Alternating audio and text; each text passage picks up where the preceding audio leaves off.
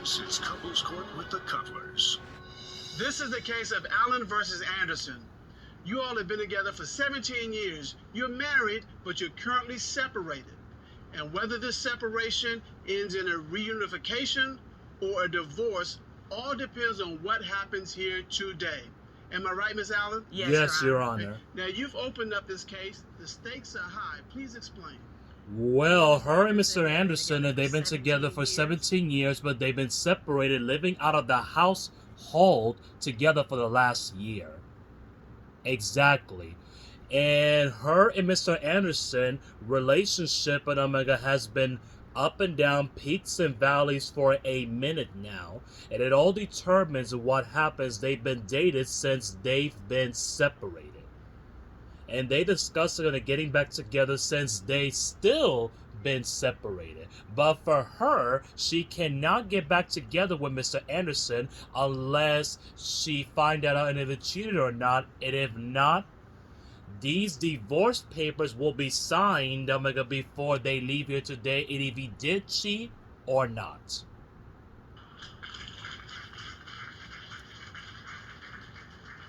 Locked and loaded. Locked and loaded. I'm ready. So everything, your marriage in total, is at stake here today. Yes, ma'am. All right, Mr. Anderson. Yeah. She says you're all been going through peaks and valleys in your relationship. This got to be the East Valley of the Valley. At this point, in Valley East of the Valley. All right, okay. The Valley East of the Valley. It doesn't get more any crucial than this either. She said it depends on what happens here today. Whether we find out if y'all gonna be together or whether y'all gonna be separate, because she's accusing you of cheating. Why does that make you feel? Well, it bothers me because it's always been an accusation. It's always somebody or something, and I spend so much time trying to prove I love her. I've always loved her. She's been a very special person to me for a very long time. The accusations do get overwhelming, so I guess today will settle whether we're going to continue or not, because I know I haven't done anything wrong. So when this comes out, I think I'll take the joy in her apology and working forward to being together again. Wow. You know, it's funny because I'll give you an example. Okay, what you got? I work at a nursing home. I've always worked in nursing homes. And she actually pulled up to the job one day, runs inside the nursing home, grabs a book with all the employees' names and numbers, and apparently she called them. Oh. You know, which I thought was a very bold move. A bold move? I figure out if I was cheating with someone inside the nursing home I was working in at the time. You She was. called your co-workers. Yes, she did, embarrassing me. Okay. She think, did she also think that you were sleeping with the residents? Wow. The female employees of the nursing home. Okay. Oh my God, that's a relief. But did you do that? Okay, yes, she did. Yes, you did. Okay. Yes, I did. Yes, she did. And it wasn't a book of the residents, and it was a book of employees who worked there. So you called his co-workers, and one co-worker says, yes, we are sleeping together. Specific young lady. I called her, and she gave up the name of the young lady he was seeing at the nursing home. And she went to the nursing home to get her book, to get her information, because Mr. Anderson was at her house when she was digging through the book. Did you ever call this woman? Well, yes, she did speak to her, yes. That was her boyfriend. Did she know that he was in a relationship with you? I didn't know. And I didn't know he was in a relationship. He was so smart, so intelligent. I was so impressed by him. And I thought I was dating him, and I didn't know anything about him. He tells her that's his friend. And why does a friend lie on you? What led you to separation? How did you get to that point? Mr. Anderson is a serial cheater. He does not get caught, so he believes that he cannot be convicted without any physical evidence either. Because we are tired of him getting caught in those situations with all those any different females that he tells her are friends. Every last one of his friends had a different spin-off of his version of the story. And that led to her, and it took her a long time but to get strong enough to walk away from that. Because she doesn't want to be in a relationship when she's at the third party. Right? Because she don't even want about to do that, and she got tired. What was the last straw? What broke this camel's back that said, okay, I'm out. We're separated? You wanted to know about that? He ended up in a hospital, and she bought exhibits for the court, but to prove. Okay. Why don't you step to the monitor then? Sure. Okay. Okay. Mr. Anderson got sick.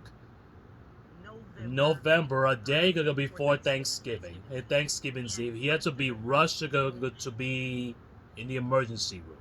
And they went to the hospital together. And he had to have emergency surgery. He had an ulcer prophenocynated in his stomach. And then as she's sitting there, she go through his phone, and the first thing it was a "Hey, big text." And where I'm from, hey, big text is a chick side lingo. What else made you say, okay, I gotta go? You wanted to know because they were supposed to about to go to club together, but Mr. Anderson decided for the last minute he wasn't gonna go. She went to the party alone, and when she came home from the club, Mr. Anderson had locked her out of the house. She left him and stayed with a family member when she came home that evening. And when he woke up that morning, first to me he said to her like, "I don't even want this. I don't even want you anymore. I don't want this marriage anymore. I am leaving you." I want you to tell the whole truth. And what happened after he decided that he was going to leave and going to New York, but to stay with a family member? He no longer wanted the relationship that was prior 5 days up to him leaving to go to New York. And she looked in his face, said him, and she told him, "And if you don't want me, this is the last time you're gonna tell me in my face that you don't want me." And I meant that she meant that. What she decided to do was to let him go. You want to leave? Leave. And a day to this before he decides to leave, and what I'm going to leave is to go to New York, but I'm coming back. I'm going to stay with a family member. There's returns with a house with a backache. What's the significance of that? Okay, the significance of Mr. Anderson has 2 operations on his back. He has rotted screws in his back. He cannot take travel or in a car, a bus, a train, or even on a plane that are longer than an hour and a half. And Mr. Anderson claims that he was in New York and they're in Connecticut. That's like an less than an hour ride. He claims that he was, but once he came home, his body was exhibiting behavior on a much of a longer trip. They had back strain, they had legs shaking, and you couldn't sleep at night. And we had to get up and make you heating his body to sleep. Your girlfriend should have did it. She wasn't the one you went to see. The fact that he came home with a backache means that he was, a longer distance than New York. Exactly, and I believe that he traveled from Connecticut to Georgia. Why Georgia? You wanted to know because the young lady lives in Georgia. Once that she contacted her, she lives in Georgia. Which young lady? The young lady that he left about to go see in the Big Head. You left for 30 days. Were you in Georgia? No, I was in New York. And the reason my back was hurting is because when I was in New York, I was doing street activities and I was up constant. No, you weren't. didn't No, you contact her weren't. during this time No, you just to weren't. teach her a lesson. Yeah, like I just want you to know how it feels. It wasn't because you were with some other woman. No, it had nothing to do with that. And I told her that after I came back. I said, I wanted you to know how I feel, but it backfired because she obviously don't feel for me the way I feel for her. Because when she stays out and don't call and I can't reach her, when my wife is gone and she's out like that, I worry. Yes, I do.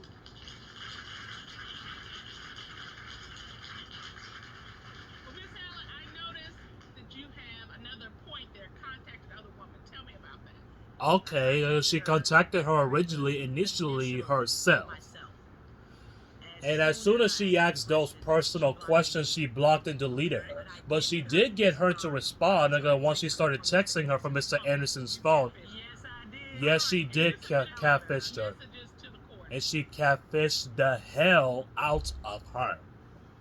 I did. Yes, she did. You rolled like you're acting you didn't like it. And it could have been better. Our protection? What protection?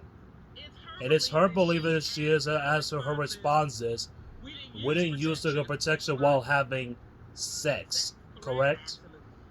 Oh, okay. All right, thank you. We'll just step back to the podium, please. Mr. Mr. Anderson, who is this woman who responded it could have been better? And when the text was sent posing as you, you're acting like you didn't like it. Because the natural response would have been, what are you talking That's what about? I originally said. When all this was brought to me, I was flabbergasted because I really didn't know what was going on. Flabbergasted? I do know the person. I haven't seen this person in over 35 something years. We were kids. We still ain't seen each other. Her children were asking about her husband. How is it possible you never see him? Well, here's the thing. Clearly, we're not going to get a response up and down about this woman. Are there any other woman that you're concerned about? 17 years, 17 different women, but we're going to go up into this one. And she had a family member's neighbor tell her that he was sleeping with the other neighbor. How do they know this? Well, he was covering his peeping Tom, and because she supposed from this friend of the family. And the family said he heard the noises while he was on his peeping Tom, and it was peeping in the window told her he'd seen her husband sleeping with the neighbor. Saw with his own eyes. Called you and told you this? Yeah, he waited for her to come around to tell her. He says he Heard noises. So I guess he was doing a good job at it at the time. So this friend heard noises. You're welcome. He goes up and looks. He looks through the window, tells her that her husband was blowing her back out. Those are his words, but exactly. Saw with his own eyes. That's what he said. Okay, Mr. Anderson, Yes. were you giving it to the neighbor real good? Wait, what? Notice she said this person was the peeping Tom, which sound kind of creepy, don't you? Well, it does. I was gonna say, nuh-uh. First of all, I know this man. Have you seen my wife? Beautiful woman. This man see what I see, but can't have what I got. So, of course, a person like that, that's always trying to get with my queen, gonna say what he wanna say. I'm a smart man. Why would I go to the neighbor house and make it so that any and everybody can see it? I'm not that stupid. But again, he was after this. I just even gotta say, it is very creepy, and that a man says, a friend says, hey, I heard sexual noises. I went to see what was happening. Yes, and it wasn't one story. It was a combination of him acting crazy and the guy telling her that. And so all of these things, the list that you showed us Mhm. and submitted as exhibit, Yes, you said, I'm out. We're separated. absolutely. During this separation, is it we have folks coming, we taking a break, and so during the break, people do whatever they want to do. They're still married. Ain't said no such thing as that on no break. Yeah, they don't do that. We don't do that. Nah, we don't do that. Your testimony. Your testimony to this court is now you have not messed around during your separation. And you're also telling this court that you have not messed around during your entire 17-year-old marriage. Correct. And Miss Allen, you're shaking your head no. As you're answering the question, you're shaking your head no. And that's a lie. You shouldn't lie in court. So, Judge Cutler, Yeah. So, Judge Cutler, but I think that we have a marriage here is on the line. They've been separated for a year. And this separation came about because of years of distrust. It sounds like a part of Miss Allen. It all rides on this today. And will she file these divorce papers when they first started? Or they're going to go home together, Mr. and Mrs. C. We have these unanswered personal questions. And then to address these unanswered personal questions, this court has done a full and complete investigation. At this time, the court would like to call certified polygraph examiner Dave Lawrence to determine is he cheating.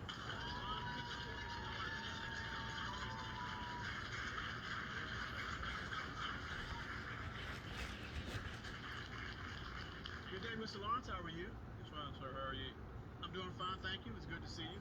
See you. Would you state your credentials, please, for the court? Yes, sir. I'm a retired 30-year law enforcement veteran, a polygraph examiner for the past 26 years. I've conducted thousands of various types of polygraph exams. And with the FBI and all of that, and you conducted a polygraph examination on Mr. Anderson, is that correct? Yes, sir. Let's take a look at the first question. You asked Mr. Anderson, and it says you're beginning your relationship with Ms. Allen. have you ever had sexual intercourse with the woman you were communicating with in Georgia? What was his response? He said no. What did a lie detector determine? What did the lie detector determine? The lie detector determined that he was being deceptive. So, deceptive on the first question. Woo. Take a deep breath, Miss Allen. You asked Mr. Let's take a look at the next question. You asked Mr. Anderson, have you ever had sexual intercourse with a woman who was the neighbor of Miss Allen's relative? What was his response? He said no. What did a lie detector determine? The lie detector determined that he was being deceptive. Wow. For real though? My bad. You're bad. You're bad. Is it serious? Deceptive ain't the same thing. No, I mean deceptive mean lie. Here come to find out you with everybody. Everybody. You don't even get that much money to do sex spread around. Oh, okay. Is it- Hold on. Sorry. Is that- Hold on. I'm sorry. I'm Mr. sorry. Anderson, Yes, man. I don't even have words. You knocked it out the park. You got a perfect score. I guess so. The wrong score. The wrong perfect score, but the score. perfect score in here. I'm sorry that anything that I've done hurt her because it was never my intention to hurt her. Oh, really? It's probably It is. really It is. You're get probably never get your attention, like, but to get caught. caught. I know what it was. That's probably what it was. Yes, it is the case. What if I did And what if she did you like that? What if she screwed around and gonna come home to you? What you do, 'cause you That's never not come fair. I wonder why. Because I wonder why. Well, what is she coming home to? Ms. Allen, you came here to get some answers. Yeah. And you got answers. Thank you. This is a 17-year relationship on the line. What are you going to do? She's done. And she can beautiful. She's beautiful. She can date somebody. She's done because she has plenty of those options. She's gonna take those options. You can't realistically go forward with someone who refuses to hold himself accountable. Absolutely. Exactly. Absolutely. You're right about that. But exactly. Absolutely. Both of you probably need to see him. Yep. But whatever it is, Dr. Jeff has a remedy for you. And go and talk to him, as we say in this courtroom. Do not cheat yourself out of an opportunity to have a healthy, fulfilled relationship. Court is adjourned. Wish you the best.